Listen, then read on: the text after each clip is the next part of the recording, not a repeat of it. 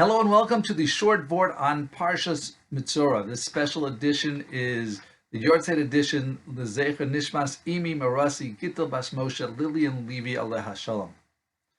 It is adapted from Rabbi Rosner in 5774 on Parshas Metzorah, available on the All Parsha app.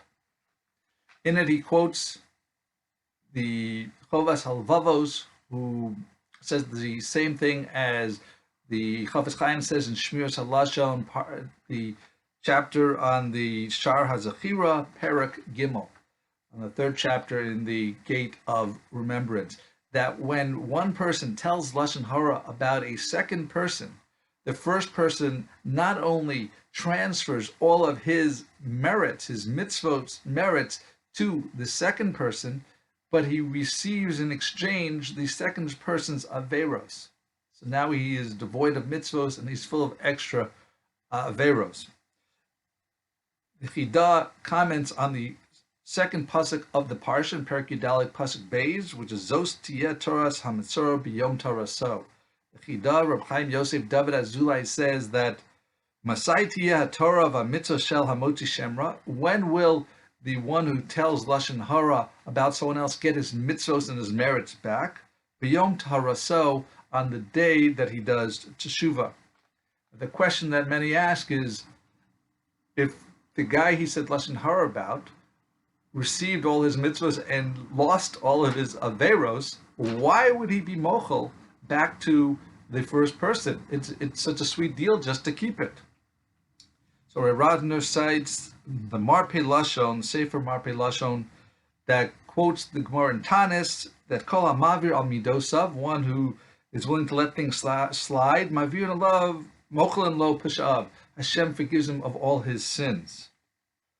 Now he also quotes that in Maseches Tanis, that there was a story where Rabbi Elazar was praying for a long time during a deep drought and nothing happened. But then Rabbi Akiva came and prayed 5 words and downpours came and the drought was over.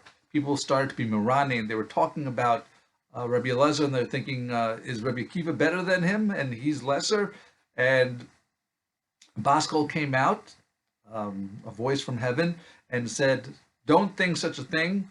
They are both great people. Rabbi Akiva is not necessarily better, is not better than Rabbi Elazar, but Rabbi Akiva has a special quality that he's mavir al midasa, because he lets things slide. It says, Nelam ve'eno olvim, if someone is insulted and doesn't respond, then Hashem will really appreciate that character trait.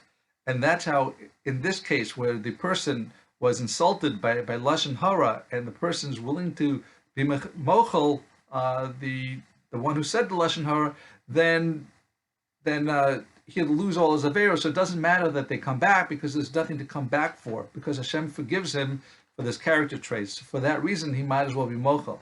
However, that begs the remaining question that, well, what about the mitzvos? He's going to forfeit those extra mitzvos that he acquired from the guy who spoke poorly about him? So for that, we need a different answer, and that answer is, we have a concept of a lefum tsara agra, that according to the effort that someone does for a mitzvah or avoiding an avera, then Hashem gives him greater compensation for that, a greater reward. So since he's giving up so much, this person who'd be willing to be mochel, to forgive the one who said bad about him, that Hashem compensates him with an equivalent reward for what he'd be losing out. And therefore, when someone is mochel, someone who tells Lashon Hara about him, he doesn't lose out at all. He has his sins forgiven, so he's got no sins, and he attains extra mitzvos. Now, there's other ways to acquire mitzvos, and that is when you influence someone else, and someone does a mitzvah because of you, because you inspired them, because you taught them.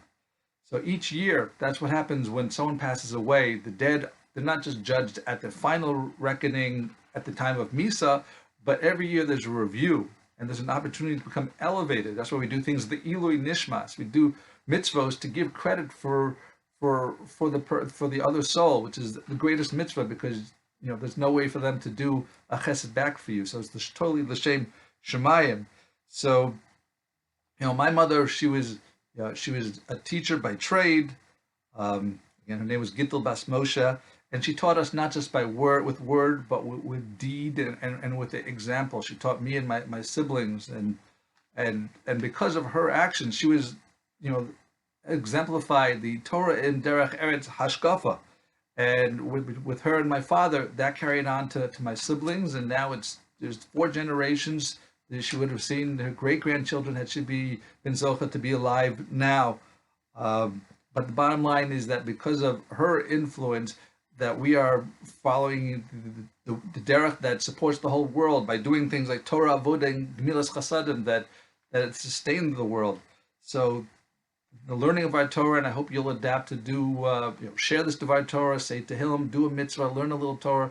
The Ilui Nishmas Gittel Bas Moshe, this should be a zechus for her neshama at Bias Hagoel. Thank you for listening. Have a wonderful week and a wonderful Shabbos and a wonderful Pesach.